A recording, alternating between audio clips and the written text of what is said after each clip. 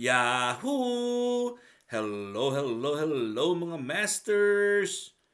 Halika kayo at bumalik po tayo nung taong 2020 nung nasa Pilipinas pa po ako at kasama ko yung aking asawa at aking anak na si Big So, yung ginagawa po namin ay once in a while ay lumalabas po kami at naghahanap ng lugar kung saan po namin siya madala at mapainitan at makasingot-simot ng fresh air. So dito po tayo sa Fort San Pedro, Iloilo. So ito po ang across ng island ng Guimaras, Iloilo. So marami din naliligo dito noon nung mga early times pa kasi medyo madumi na siya kasi yung mga barko dito po sa kabila ay doon ang yung mga barko from Manila and Bacolod doon sila po ang nagsa-stop. So yung island na yun sa kabila ay Guimaras na yan. Yun yung island kung saan ay sagana ang tinatawag nating the sweetest mango in the world, Guimaras Island. So, kabilang island lang natin yan, ng Iloilo. So, dito po kami sa gilid at pinapainitan natin yung ang aming anak na si Big Kasi kailangan niya ng sunlight. Ito yung aking misis, si Josie at saka si Big ay aakyat po sila sa taas. Merong pathway po dyan at konting exercise po sa kanilang dalawa. At doon kasi sa taas ay makikita mo magandang view. So samahan po natin sila. Ayun. At ito yung pathway. Yung mga ibang tao ay dito din sila namimingwit ng isda.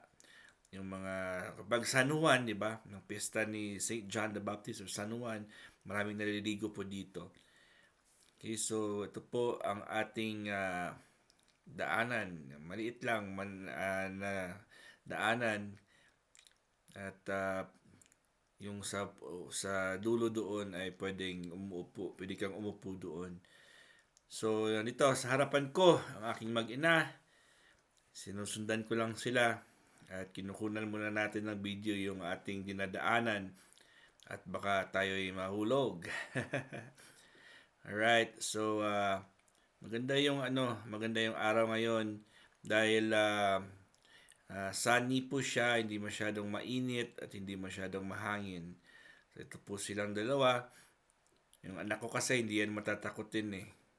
Super brave yung aking anak.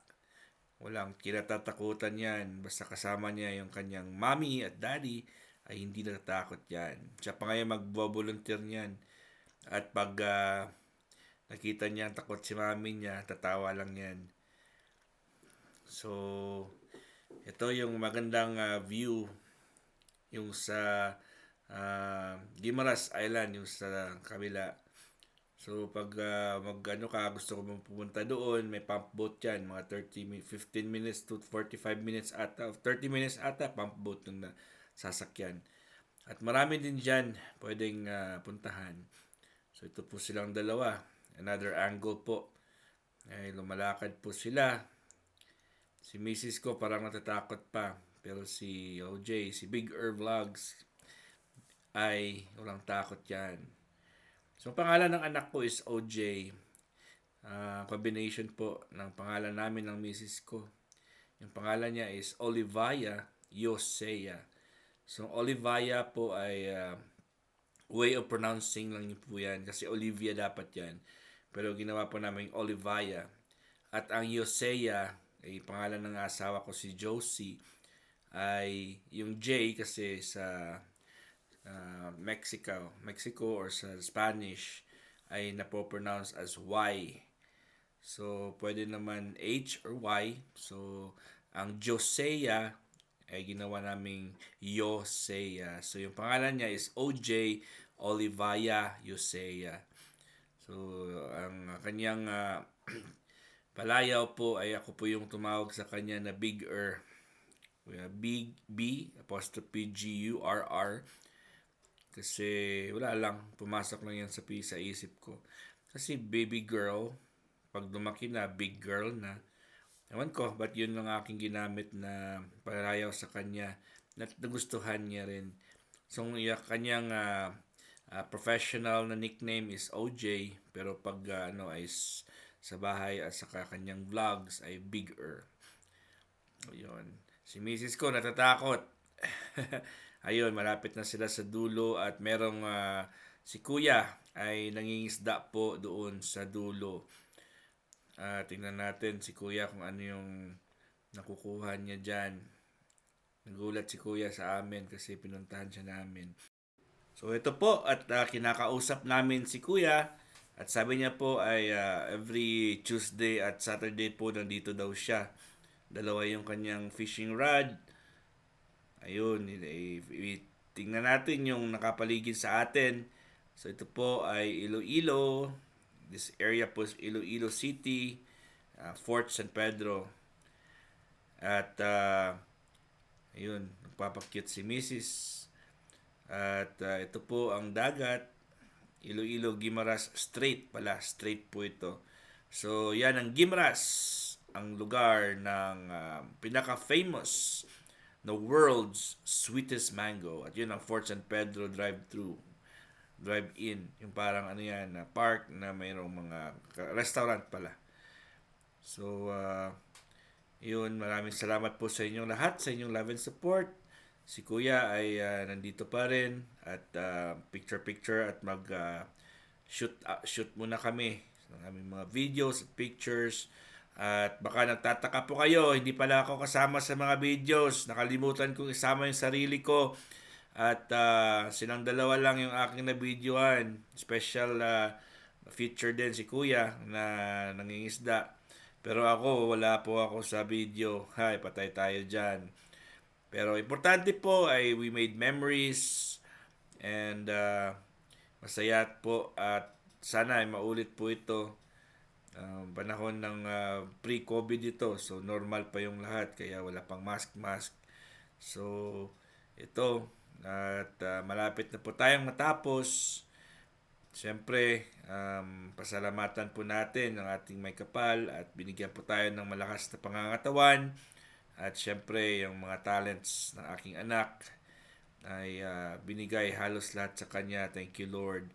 At wala po kaming problema, especially sa kanyang academics, sa kanyang sports, sa kanyang talents, sa kanyang artistic na mga traits, skills, ay parang happy na po at contented po kami kasi parang nakabalance po sa kanya.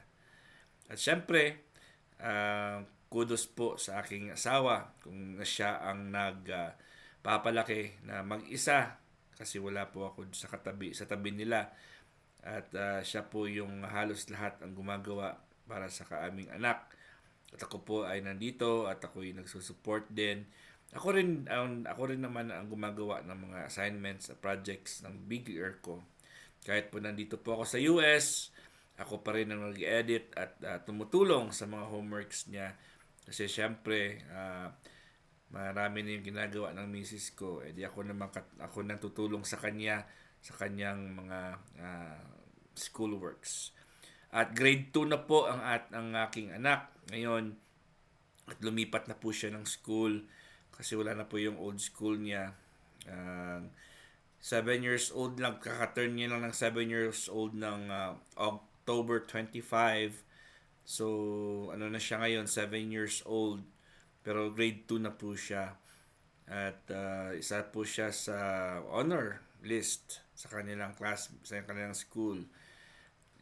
Kahit bago siya sa school niya, ay nagulat po kami na hindi po siya nahiya at hindi po siya nanibago. At in fact, ay classroom officer pa siya sa kanilang klase. And marami siyang kaibigan. Kaya yung teachers din, mahal din siya ng mga teachers niya.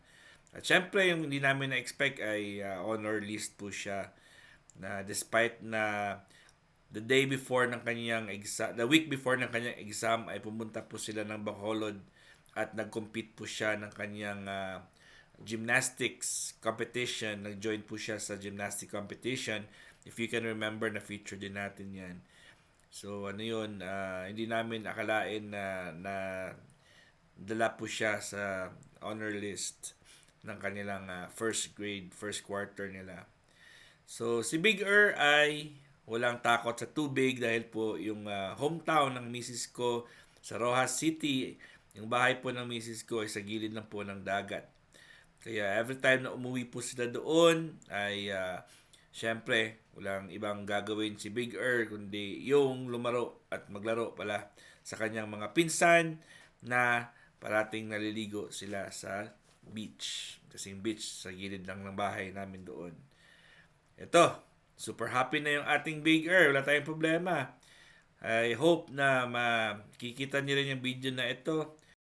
Maraming salamat po sa inyong love and support kay Master Worm at sa aking pamilya.